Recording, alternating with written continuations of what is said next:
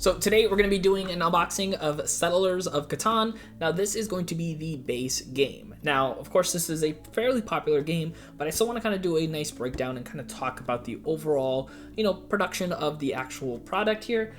First, we're going to talk, of course, about the outside of the box. Now, for me personally, this is a good quality box when it comes to just the outside setup. As far as the actual placement of this, it doesn't do very well when it comes to being vertical, just because a lot of the pieces start falling out. I can kind of hear it when I'm like moving it this way. So having it horizontal might be a bit more ideal for most people. Now, the backside, of course, has some great information just as far as what actually is contained inside the box. So in case you want to just double check to make sure you have everything inside, that is a great way to kind of do so. So let's go ahead and open this up and see what is inside. I'm gonna go ahead and let it just kind of slowly go down. There we go. So I'm gonna move that back here.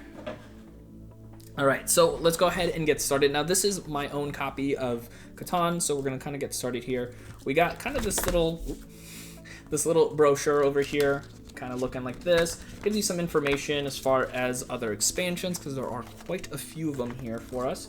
But overall, this is going to be a nice example of what is possible for you as far as purchasing more. Not that, websites don't already give you that. Then we got the game rules and the almanac, which is pretty cool. Also really big, actual rule book and, easy to read print. So for a lot of people, that might be very useful. And then we're going to go into the actual game pieces here. Of course, afterwards, I'll show you guys kind of the inside and how everything is set up. As I mentioned, it doesn't do very well vertically, and it kind of shows here based off of how all of my pieces are put together here. So first, we're going to start with the edges of the game. So this right over here, for me personally, is pretty cool. It kind of gives you the numbers on here on the bottom to kind of tell you how this is going to set up. So of course it is like a hexagon there for us. Very nice setup. The wood is good, and honestly, for the amount of times that I've personally played this has lasted really well.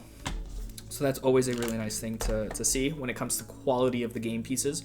And then we have the actual hexagons themselves. So one side is kind of like a like a blue side, and then the rest are going to be all the resources for the game. Very similar, obviously, in the style of how the actual pieces are on the edges there. So overall, really good. Comes with, of course, a bunch of those.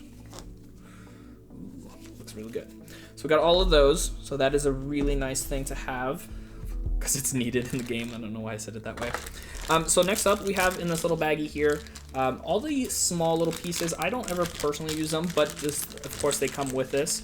So what this is right here are little extra, I don't know how many times I'm gonna drop stuff. I'm just gonna go with a new one. So these right over here are like the trade ports that you can switch out if needed, or put them on other areas. I don't know, I'm like showing you, but I'm not actually having it on camera. So we got it right there. Personally, I don't ever use them. They just kind of sit in the bag inside the box, but I guess it's nice to have them there. And then on top of the actual hexagons for the resources, you got these little chips. On one side, they have letters, and on the other side, they have those numbers. And of course, those numbers are going to be dictating on the rolls of the die that are in play, which, speaking of, I have the dice right over here. So you get two die, one is red and one is yellow, and that of course is on purpose. I do like how the one yellow die has red on the inside, and then the red die has the yellow on the inside. Mine did come with a little bit of a scuff on the yellow, and it's always kind of bothered me. I don't know if I'm gonna be able to zoom in, but that 5 has like a little kind of missing of the red on the die there. So still good quality though overall. I do like them. So those are there. Then we got what they call the little robber here, and this is made out of wood. Decent quality, nothing too spectacular, just a little piece here in the game. And then kind of going past that with all the actual pieces for the players, we have a couple different player cards, or player sets here. We have 4, because this is the base game, so you could do 2 to 4 players, and they do have expansions that have additional colors. So this is going to be for the blue. I'm just going to show you one of these, and then obviously the rest are going to be the same as far as colors. So we have 3 different pieces for each player. We have the settlement right over here, so super tiny. Maybe I'll do some like B-roll shots, because that thing is super tiny. So we got that. Then we got the city right over here. As far as the wood, as far as the piece, it's made out of wood, and the actual paint is pretty good. I haven't seen any have any chips or anything so far, so that's good for the amount of time again that I've had this. And then we have roads right over here, which is kind of just like a 2x4 almost looking kind of thing. Not an actual 2x4 because it's maybe 2 centimeters by 4 centimeters. Tiny. So we got those. So that's a nice color blue here. Then we have the same thing but with orange pieces here. Then we have white pieces here, and then we have the red. So we have 4 different player colors. It's always interesting to see the color choices that a lot of these board games go with, just based off of, the different options that they have as far as colors and the amount of players that are going to be in the game. So next up, we're going to go and look at let me get this all the way over here. We're going to look at the little player cards information here. So this right over here, we're going to have, I'm going to take those out. So we're going to have these little play cards, pieces of information here. So these are for each player, and they're going to be color coordinated, so that way each player has their own. Although literally nothing different for each one. I think it's just kind of aesthetically pleasing for everybody to have their own based off of their color. But it just gives you all the rules to the game essentially, so that way it's a quick reference point. And it's the same thing on both sides, and they're both in English, so all the same there. Quality, it's good. It's really thick too, so it's a nice sturdy piece. I mean, yeah, it's not bending or anything, so that's good. And then we have 2 victory points over here for players as well. So these are ways to get extra points in the game.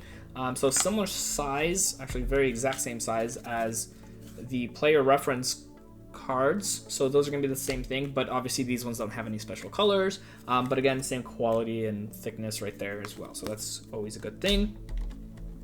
And then we actually have the cards themselves. So on one side we have the design, looks fine, kind of sometimes reminds me of Avatar, so The Last Airbender right there with all the different nations, but these are all, of course, all the different resources. And then on the front side we actually have the resources for each different resource in the game. So you can see on the corners it has the resource of whatever it is, as well as in the center, and kind of the color that goes correspondent to that. Although if I go through this, let me see here. So that was sheep resources right over here.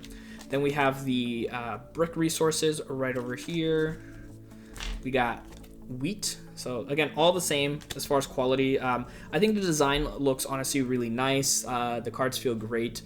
This is the wood resource.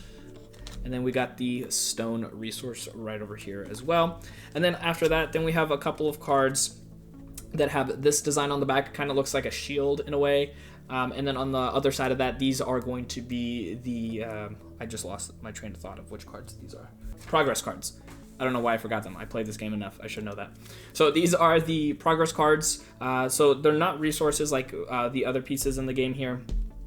But these ones give you extra points in the game or opportunities to do other things. So they have a different look in them, so they're going to go in a different pile. But overall, the different designs on these look decent, as far as the artwork and then to be able to read what the card says.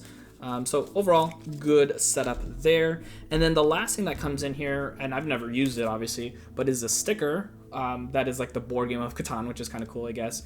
So you can peel it off, put it on a computer, put it on somewhere if you wanted to. But I think that's kind of a cool little add-on there for you. Now, as far as the insert and what it looks like, this is going to be the insert by itself. Pretty decent setup when it comes to making sure that it's easy to put everything back based off of where it belongs. So everything kind of has its proper shapes. Now, I did mention earlier that if you are keeping this vertical, things are going to start falling out of there, especially the hexagons, which are these guys.